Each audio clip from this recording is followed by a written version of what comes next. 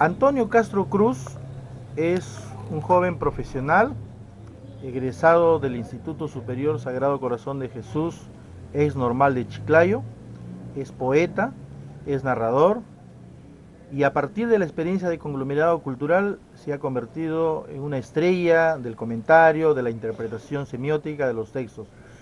Antonio, cuéntanos cómo surge en ti esa pasión por narrar, por construir versos y fundamentalmente por interpretar textos. A ver, buenos días con todos.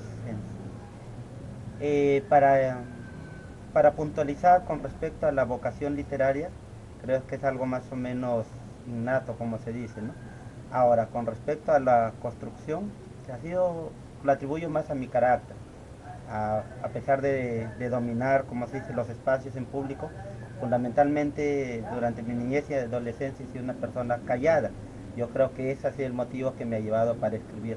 Y con respecto al comentario, a la crítica literaria, ha sido siempre por la falta, por la escasez que los profesores, cuando llegaban a dictar el curso de literatura, nos entregaban simplemente una ficha literaria o leíamos la obra solo por leerla. Esa fue la necesidad, lo que me ha impulsado a ver que hay algo más trascendente aparte de la lectura misma. En el caso, tú básicamente centras tu método en la parte semiótica. ¿Qué validez científica coherente tiene este método en la interpretación de un texto, sea prosa o sea verso?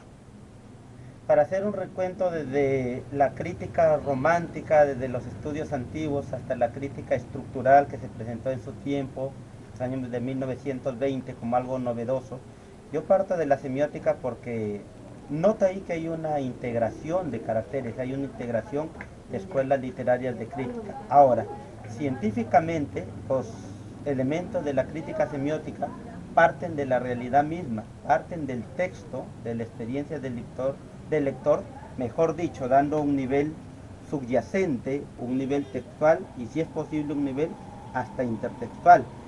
De ahí que es válido por su disponibilidad, por su versatilidad para adaptarse a lo que es la prosa y el verso. Esa es la validez que yo le doy al método semiótico. ¿Qué satisfacciones has encontrado en esta experiencia de conglomerado cultural en cuanto al análisis de los textos en mesa? ¿Tiene algún valor agregado el hacer un análisis de texto frente al público, frente al creador mismo para poder interactuar? Sinceramente que esa propuesta a partir de conglomerado cultural, a la cual me agregué hace mucho tiempo, tiene una validez para mí enorme.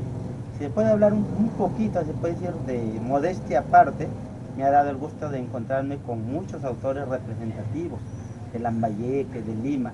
Ahora, con respecto a la crítica en delante del mismo autor, es necesariamente fundamental porque ahí es donde se permite un diálogo intertextual, un diálogo que nosotros podemos validar, sea o no con la visión del escritor o de repente con la misma falla que pueda o no tener el método semiótico. La satisfacción es grande a partir de textos y, como les digo, de las felicitaciones que ha recibido de parte del público y del autor.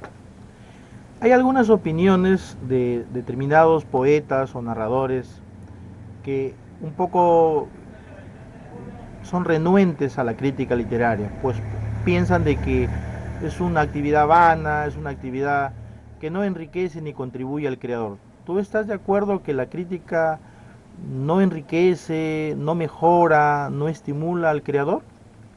Al contrario, la crítica es fundamental porque a partir de ella se recrea un discurso.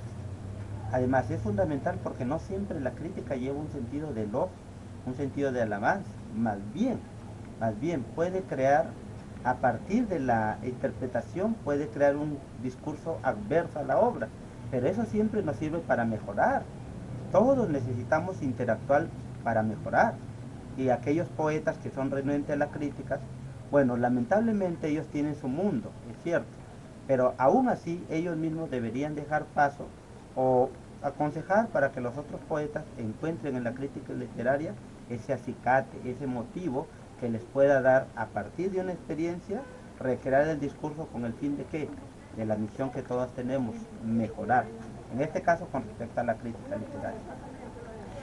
Dentro del plano curricular, dentro de la propuesta de literatura regional, hay, contados con la mano, hay 5 o 6 autores que están en la propuesta curricular, tanto de educación secundaria como preuniversitaria y hasta la misma universidad.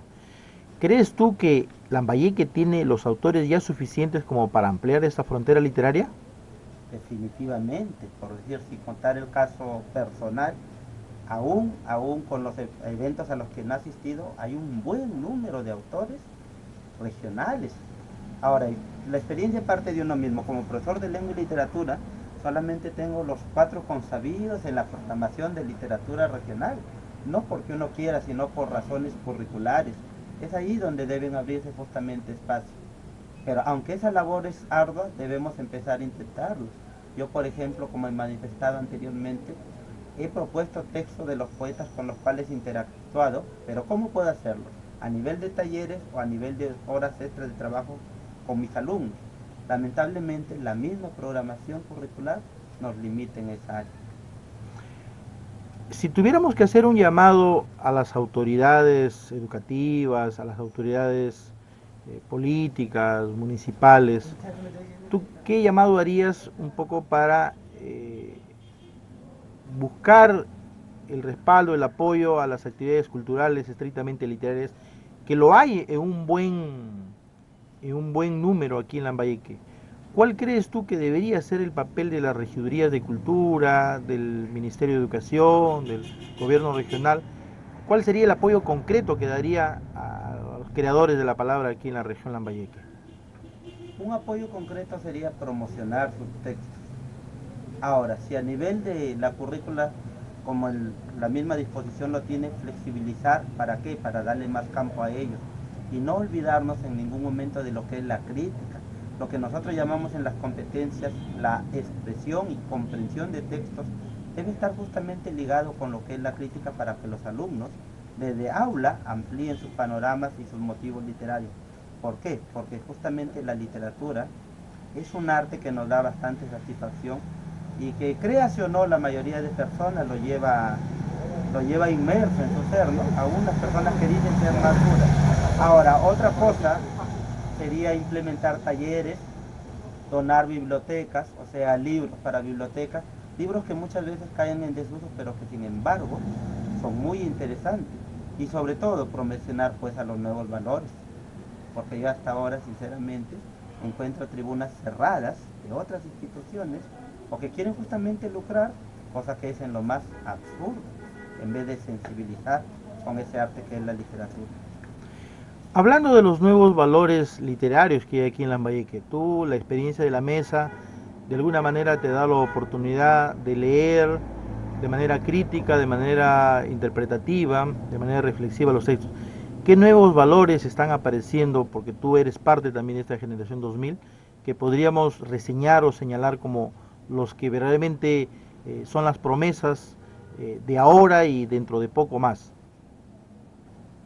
Autores, por mencionar, hay demasiados, ¿no? Que inclusive se les ha dado tribuna en el conglomerado cultural.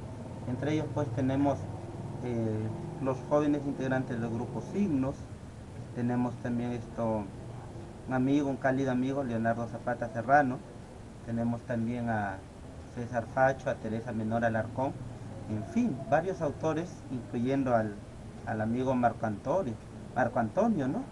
Al amigo Gilbert Delgado, excelentes profesionales, excelentes cultores de la palabra, que deberían tener ese espacio también. Y un espacio en recreación con los llamados poetas, no tanto antiguos, sino con los poetas que ya tienen su puesto. Y la lista sinceramente es larga, pero productiva.